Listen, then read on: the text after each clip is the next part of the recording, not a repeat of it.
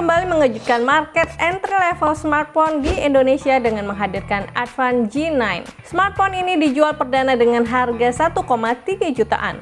Punya ukuran layar lebar 6,6 inch HD+, 4 kamera, 5200 mAh baterai, dan memori 4 GB. Advan G9 ini cukup menarik untuk dilirik jika gadget lover punya budget di bawah 1,5 juta. Tapi gimana dengan fitur dan performanya?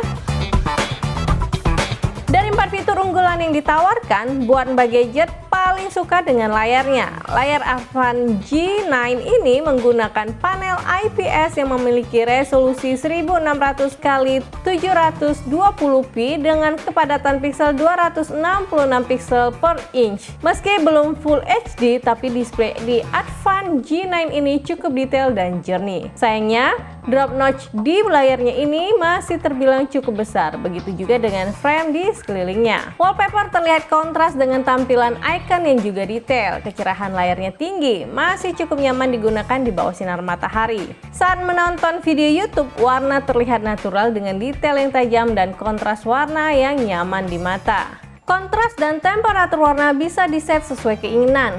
Dark mode dan eye comfort juga bisa diaktifkan saat dibutuhkan.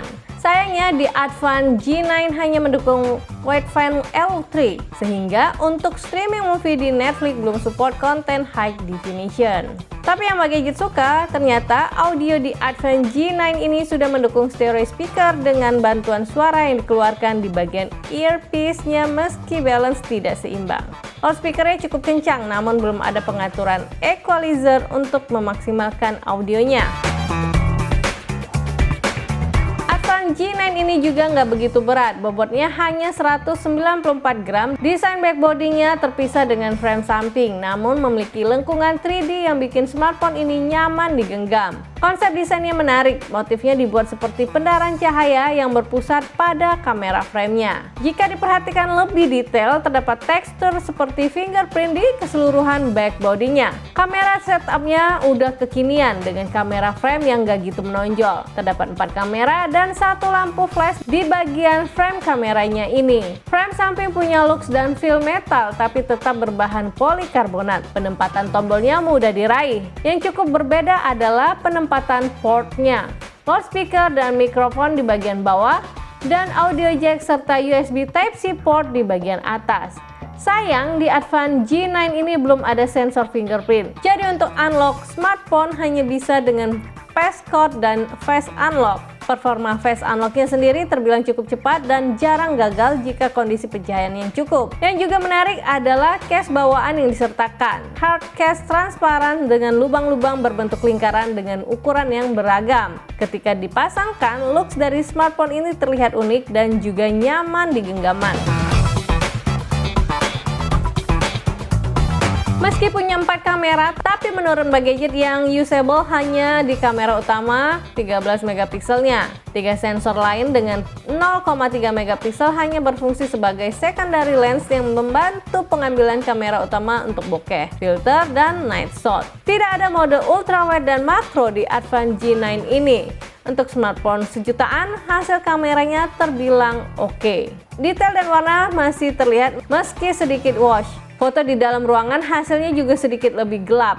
Potret bokehnya juga masih terbilang oke, namun detailnya kurang dan fokus objek kurang begitu tajam. Pengambilan foto malam di kondisi gelap masih kurang maksimal. Namun yang menarik, terdapat Pro Mode di kamera Advan G9 ini meski fiturnya kurang lengkap. Pengambilan video mendukung hingga 1080p, namun belum terdapat AIS. Terdapat mode slow-mo dan night shot, namun hasil perekamannya masih kurang begitu detail. Di depan, kamera selfie-nya punya resolusi 5 megapiksel. Hasil foto selfie kurang begitu fokus dan warna terlihat lebih gelap. Terdapat fitur beauty yang bisa sedikit memberi touch up menghaluskan hasil fotonya. Dari segi performa, Advan G9 menurut Mbak Gadget termasuk salah satu device yang bisa kasih experience cukup smooth saat digunakan untuk multitasking. akses sosial media, dan entry level gaming.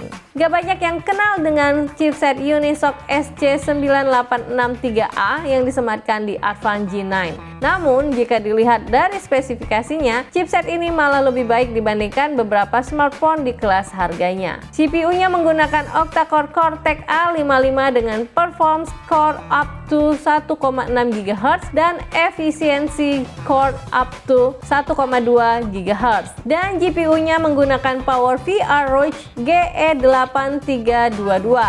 Dengan bantuan RAM 4 GB yang disematkan, Advan G9 bisa menghasilkan skor yang cukup tinggi di pengujian benchmark dengan Antutu versi 8, yaitu di atas 102.000. Skor ini cukup sebanding dengan MediaTek Helio G35 atau Snapdragon 625. Internal storage di Advan G9 ini sudah cukup pas, yaitu 32 GB, dan jika dibutuhkan, memorinya bisa ditambah via dedicated micro SD card slot hingga 128 GB.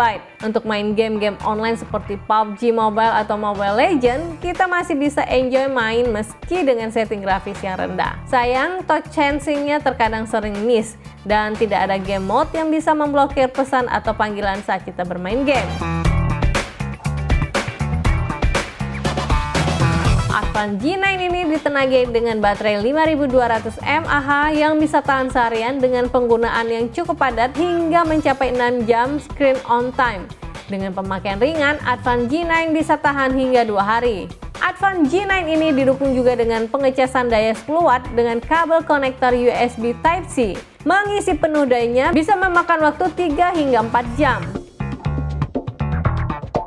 Buat gadget di harga 1,3 juta, Advan G9 ini cukup menarik untuk kebutuhan belajar di rumah, multimedia, dan bahkan entry level gaming. Chipset yang digunakan cukup mumpuni meski terbilang cukup boros di baterainya. 4 kamera yang ditawarkan memang bisa jadi hal yang menarik, tapi buat gadget lebih baik hanya 1 atau 2 kamera. Tapi kualitasnya ditingkatkan dibandingkan punya 4 kamera tapi kurang bisa membantu hasil kamera utamanya. Nah, kalau menurut gadget lover gimana? Apakah Advan G9 ini sudah sebanding dengan harganya? Tinggalkan komentar kalian di bawah, kita diskusi bareng mengenai Advan G9 ini. Kritik, saran, dan masukan buat channel YouTube Gadget Empire juga masih Mbak Gadget tunggu di bawah ya. Akhir kata Mbak Gadget harus pamit undur diri dulu. Wassalamualaikum, sampai ketemu di video review berikutnya.